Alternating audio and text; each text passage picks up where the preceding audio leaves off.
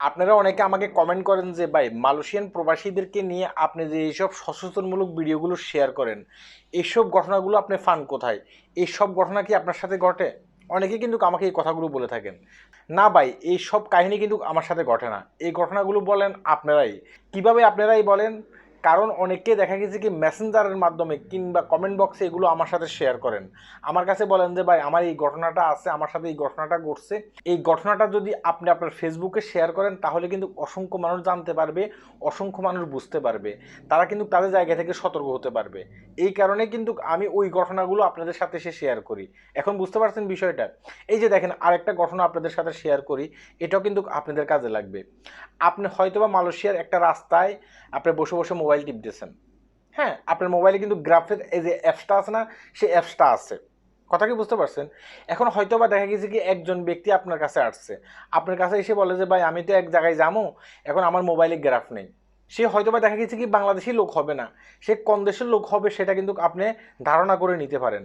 সে যদি আপনাকে বলে যে ঠিক আছে আপনার মোবাইলের যে অ্যাপসটা আছে না, সেই অ্যাপসটা দিয়ে আমাকে একটু গ্রাফ এনে দেন, আমি গ্রাফে করে আমার গন্তব্যস্থানে যাব।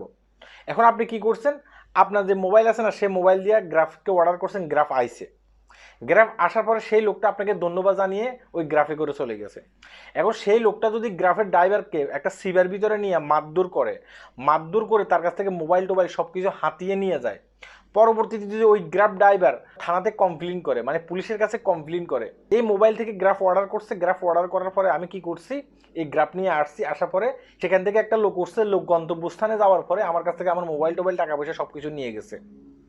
এখন ধরা পড়বে কে? ধরা পড়বেন আপনি। কেন আপনি ধরা পড়বেন? কারণ ওই গ্রাফের অর্ডার দিচ্ছেন আপনি, মানে ওই গ্রাফের অর্ডার আপনি দিচ্ছেন, এই কারণে আপনি ধরা পড়বেন। যে লোকটি গ্রাফের অর্ডার করছে আপনাকে দিয়ে, সেই লোকটা হচ্ছে একজন প্রতারক। কথা কি বুঝতে পারছেন? সেই লোকটা হচ্ছে একজন প্রতারক। এখন আমি এই ঘটনাটা কোথায় পাইছি? এই ঘটনাটা কি আমার সাথে ঘটছে? না, আমি একজন সচেতন ব্যক্তি, এই ঘটনাটা আমার সাথে ঘটে নাই। এই ঘটনাটা আপনার মতো একজন প্রবাসী ভাইয়ের কাছ থেকে আমি নিছি, তাই আপনাকেও এটা আমি শেয়ার করতেছি। আপনার জায়গা থেকে যেন আপনি সতর্ক হতে পারেন, আপনি যেন অপরিচিত কোনো ব্যক্তিকে গ্রাফ বুকিং করে না দেন। কথা কি বুঝতে পারছেন? অপরিচিত লোককে আপনি গ্রাফ বুকিং করে দেবেন, সেই লোকটা ভালো হইলে তো ভালো, আর সেই লোকটা যদি খারাপ হয়ে থাকে তাহলে কিন্তু বিদেশের মাটিতে আপনি নিজেই কিন্তু কষ্ট পাবেন। আপনাকে জেলখানায় যেতে হবে, আপনাকে কফিও দিতে হবে। কথা কি বুঝতে পারছেন? তাই অপরিচিত কোনো ব্যক্তিকে গ্রাফ বুকিং করে দেবেন না। শুধুমাত্র ওইসব ব্যক্তিকে গ্রাফ বুকিং করে দেবেন যেসব ব্যক্তি আপনার জানাশোনা আছে, আপনি তাকে চেনেন, আপনি তাকে জানেন, আপনি জানেন যে সে আপনার সাথে প্রতারণা করবে না। ওইসব ব্যক্তিদেরকে গ্রাফ বুকিং করে দেবেন।